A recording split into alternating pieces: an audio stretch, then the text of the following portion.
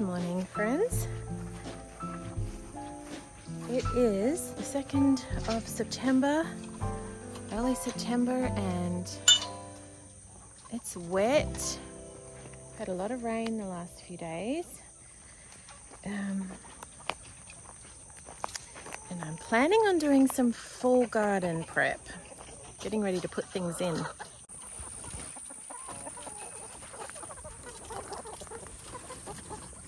Good morning.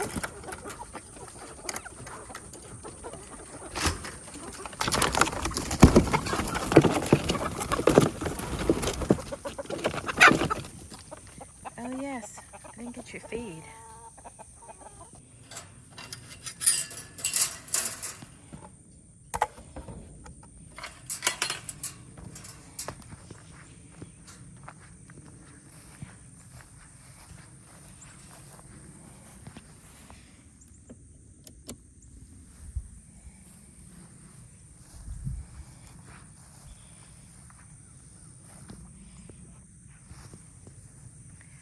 Good morning. Hello, sweeties. Hello. That should come. That should come.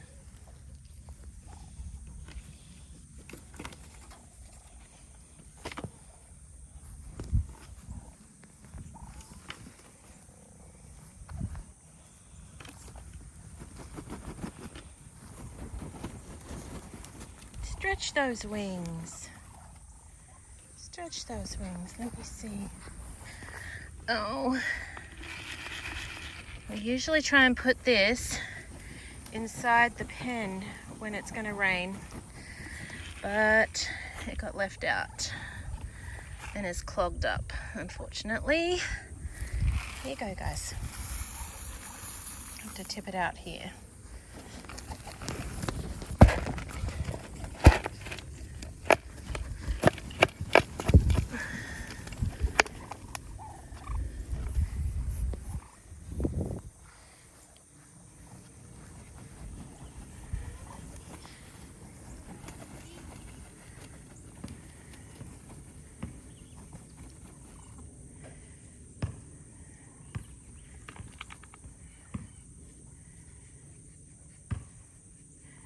They're growing up, and some of those males are starting to get a little bit testy with each other.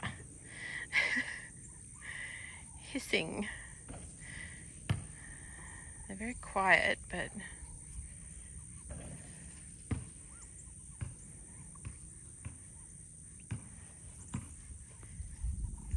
I found out that wing that's poking out to the side, do you see that? On this guy here, it's called an angel wing, and it's somewhat of a deformity. I've got that one and this one, and it shouldn't be like that. It's not broken, it's just growing on a weird angle. So two of them have that for whatever reason.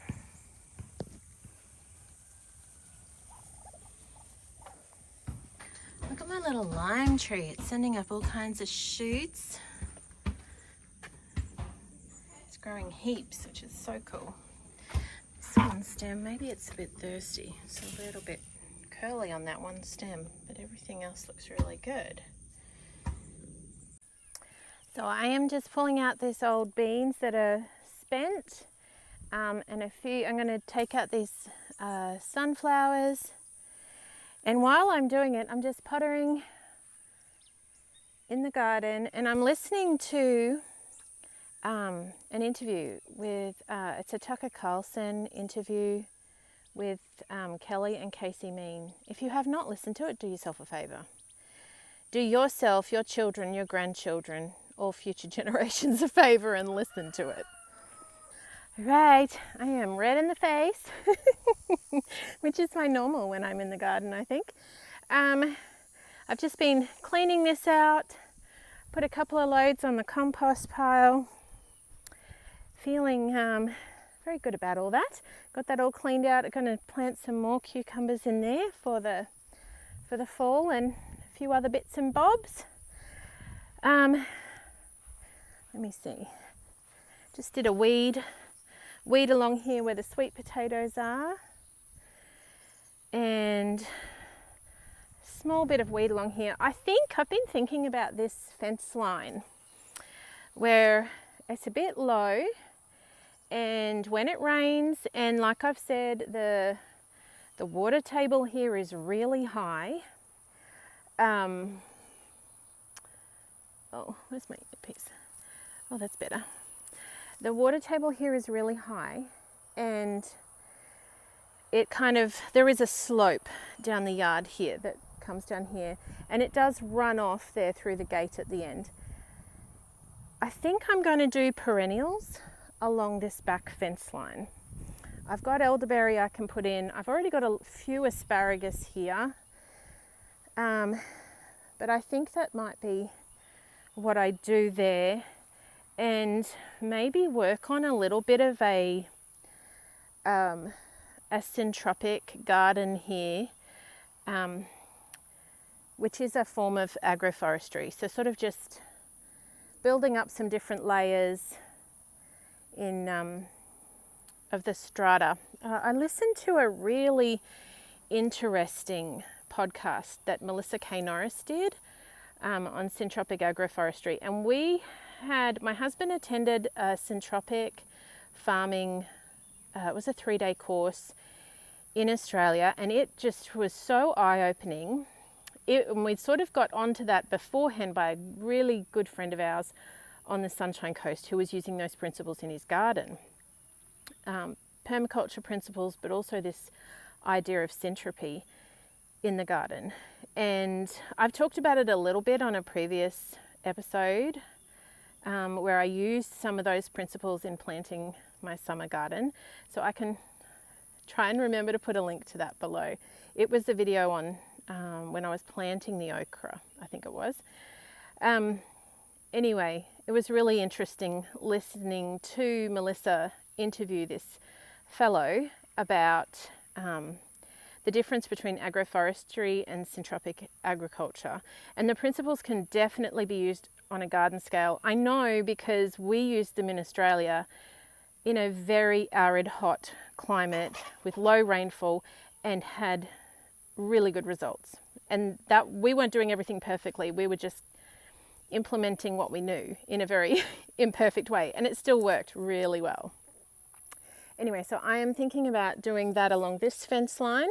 One of the benefits of doing that is you can actually impact and create little microclimates. So you can impact the weather on a big enough scale. If you do it on a big enough scale, you'll impact rainfall in the area. But on a small garden scale, backyard garden scale, you can create a little microclimate which can protect your garden from the elements. So it may protect you, depending on where you live, from the cold, but also from the heat. Because the different layers that you plant and grow, it's like a forest. And if you think about the most fertile areas in the world are where rainforests have been. And there's a reason for that. So if we can use those principles in the garden, hey, why not? And especially in hot Texas, I am really keen to get that happening in our garden as soon as possible. Okay, so I'm about ready to go in and start inside work. We've got some visitors coming this morning, and our friends from Honey Hog Farm, can't wait to see them. So I need to go inside and clean myself up so I'm not a hot, sweaty mess when they get here. But as I mentioned before, I've been listening to this Tucker Carlson interview. So interesting. Please go listen to it. Like, I know that I'm like a very small fish in a very big ocean and a tiny voice. But man, we need to know this information. And the thing that really struck me as I was listening, and the thing I'm like, I need to pass this on to my children. I need them to understand that they are intelligent, they are born with creative genius and abilities. And I'm not saying my children are like Einstein. I'm saying people, mankind, are not as dumb as we are often sold and told we are. And if we will just stop and think and allow our questions and teach, my goal as a mum is only to teach my children it's good to ask why. It's good. Ask away about anything. There are no topics you're not allowed to talk about. There are no topics that are too hard and we will just avoid. Be curious. Think. Look past the obvious. But also trust your instincts. You know, I wish that I had been told that as a young mum. I wish. So many mistakes that I made, that when I learnt finally to stop and think for myself instead of the books I'd read. I'm not saying books are bad. I love books. I've learnt a ton from books. I just said in the last in the last video I did how much books have changed me. So I'm not against books, but I am saying we are created with intelligence and with the ability to problem solve and think through things. And specifically in regard to our health, if we will think about and listen to our bodies, listen to the cues we are being given. Don't silence them, don't dumb them down with meds. Listen to them. They're trying to tell us something. Listen to your body about how any certain foods make you feel.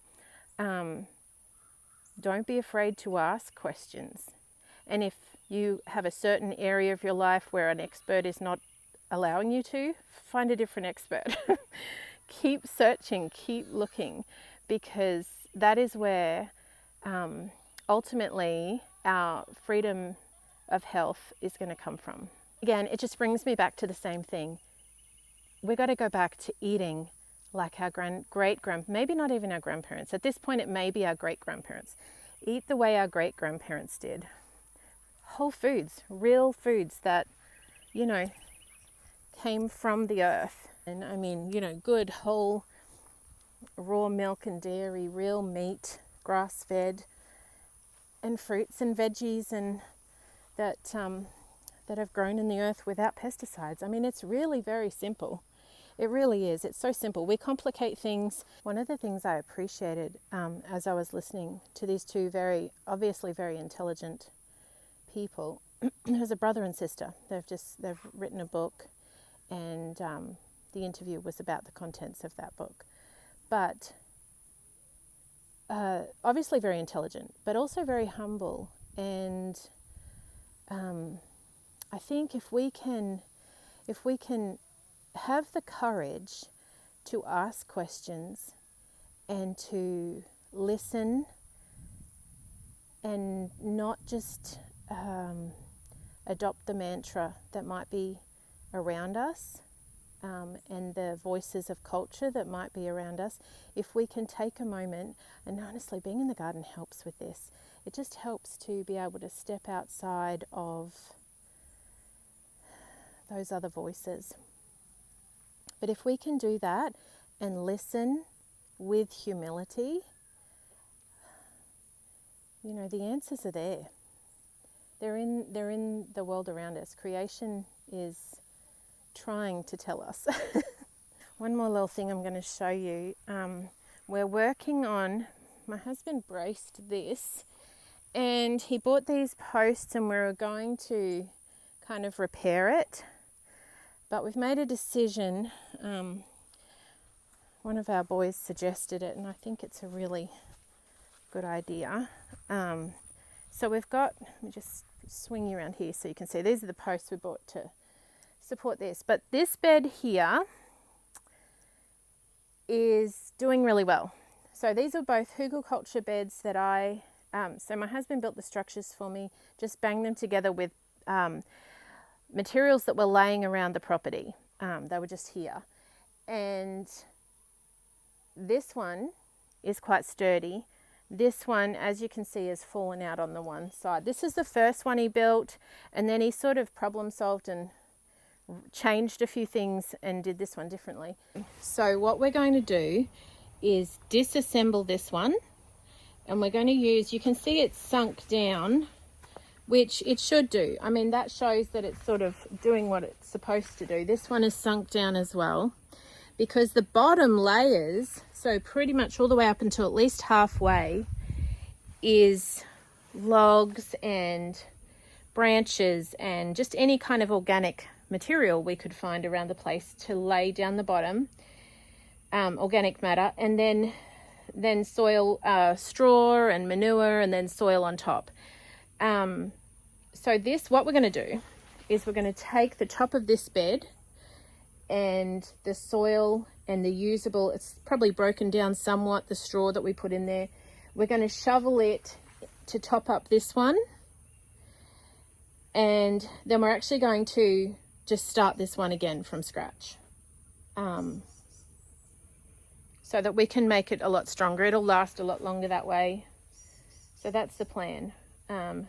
So for the fall garden, I will definitely have the soil from this one transferred over here, and then we will plant out the areas that are remaining that I've pulled out summer crops from, and we'll see if I can, and this will be a little dependent on a few things, but over there I've laid sheet metal down to start killing the grass, and I was going to put a second hugelkultur bed sort of alongside where the beans are, and I may, if I can get a hold of the materials, I will still do that. So that is my goal anyway.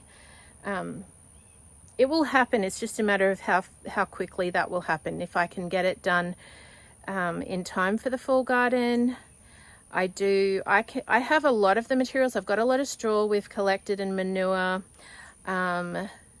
Obviously the branches and things are going to be easily accessible here on the property. The layer of compost or soil that I need for the top is the portion that's in question. We have thought about raking back down there where the chickens were last winter, and underneath there is probably fairly well composted now, or even in where the chickens are currently. I mean, that is the whole point of having them there, is to provide us with compost for the garden. Now, whether or not it's been long enough or there'll be enough there in quantity is yet to be seen. So I'm just down here at the gate looking over the back fence. We are going to take all this okra out soon, and the chickens, which are currently running down in this end under this big oak tree, which has been just a perfect spot for them, honestly, through the summer. It's made it nice and cool for them. They've got all the garden scraps through the summer. They've had a nice amount of shade, and we've kept it deep bedded with wood chips. But then over the winter, I think we'll put them back here again. So by the time next spring comes, this really should be ready, I'm hoping, to make some garden rows out here, and more of a, I don't know if I'll do it as a market garden style or if I will change that up a bit. But I definitely want to have a lot more rows of tomatoes.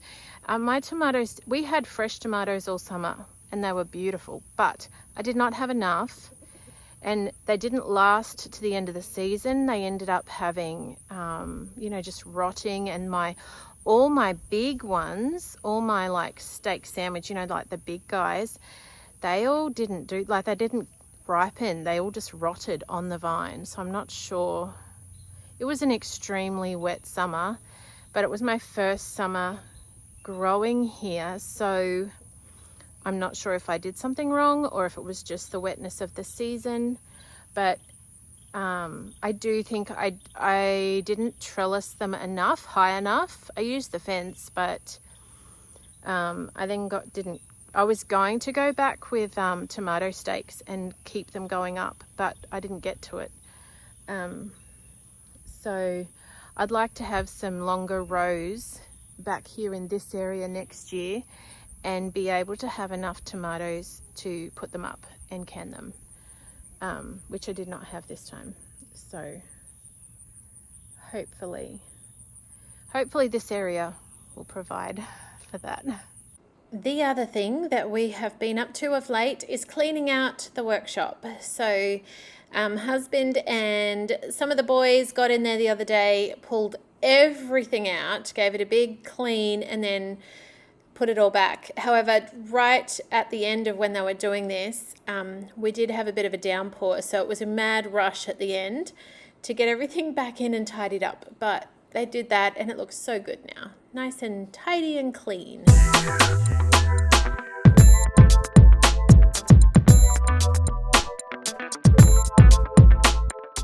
I know I said I was going inside, but I just remembered I wanted to do this. These 3 little raised beds out here. This one I prepared for, I kind of finished it off a while ago now. The pups got into it, so it's all uneven. I'll have to even it up. So I made a decision a while ago to deliberately let this basil go to seed. I got everything I needed. I've got heaps of basil dried and in the pantry, and I'm still using it fresh, but the bees just love it. And also, I didn't know this, but the hummingbirds love it. And I've got some hummingbird feeders here, but I just love that it's attracting bees, it's attracting hummingbirds. And so I thought, you know, I'm going to let that go to seed. I'll have basil coming up forever here now, and I'm quite okay with that. And I am going to prune this one back today. It's starting to, we had some heavy rain and it's starting to kind of fall over. You can see it's weighing down. Yeah, for the sake of the bees and the hummingbirds, I wanted it to stay and live out the rest of its life here for now. So I'm going to put that one back, cut that one back down, and get these 2 beds ready, and I'll leave that one there. There goes a hummingbird now.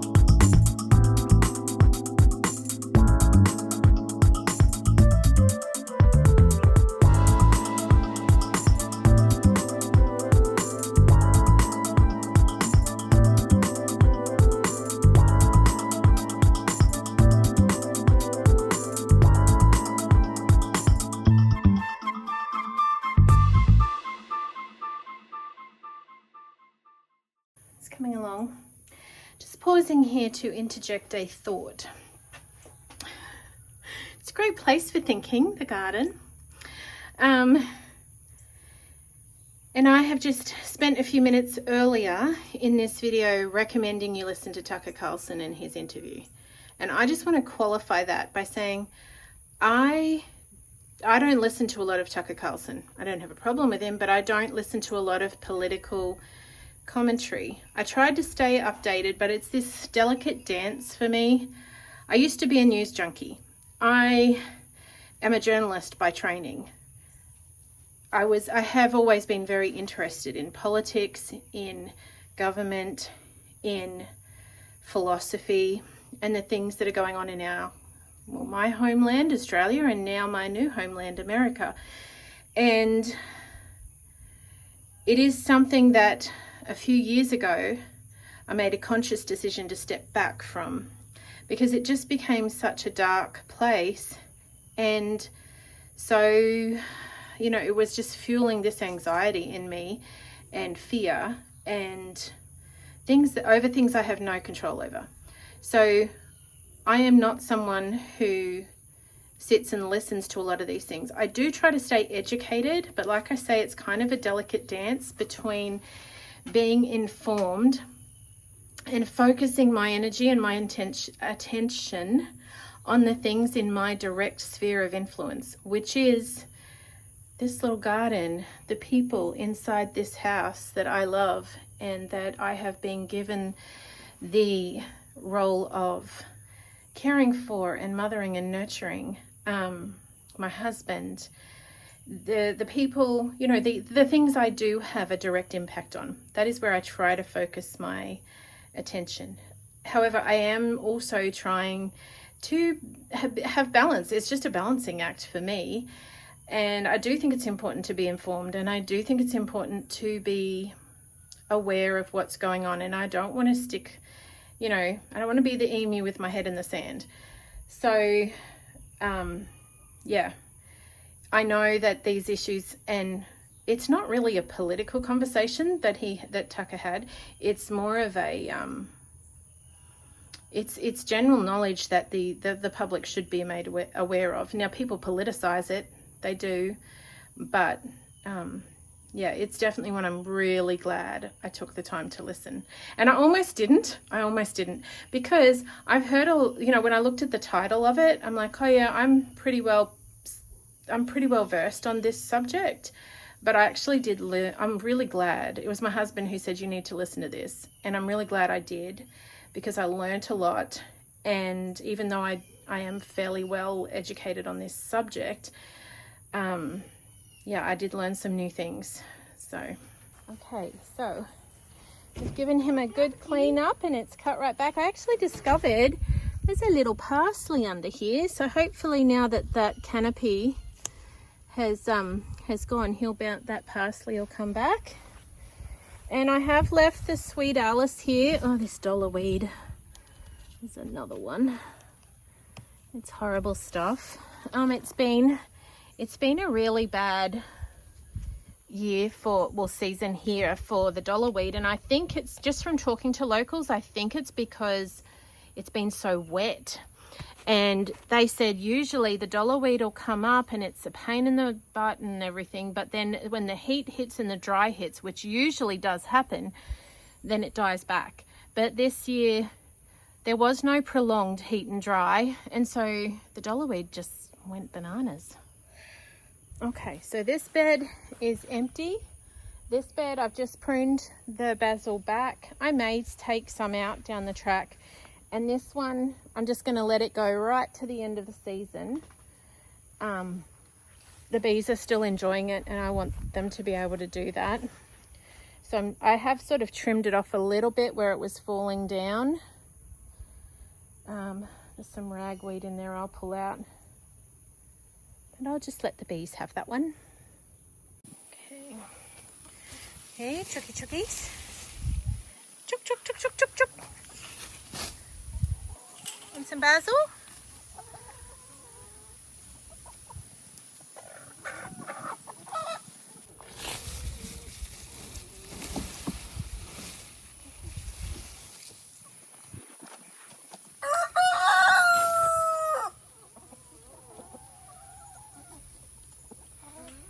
Okay, that's about all I got today. Just wanted to give you guys a little update. Let me know what you're planting in your fall garden. Are you doing a fall garden? And especially, I want to know wherever you are, what you're planting. If you're in Texas, it'll be extra interesting for me to see if you're doing the same sort of things as I'm getting ready to put in. But I honestly find it interesting no matter where you are. What are you planting at this time of year? Let me know. All right, guys, thanks for hanging out and being with me today, and as I potter in my garden and get all philosophical as usual. It is always good to have you with me. All right, sunshine and raindrops until we see you again.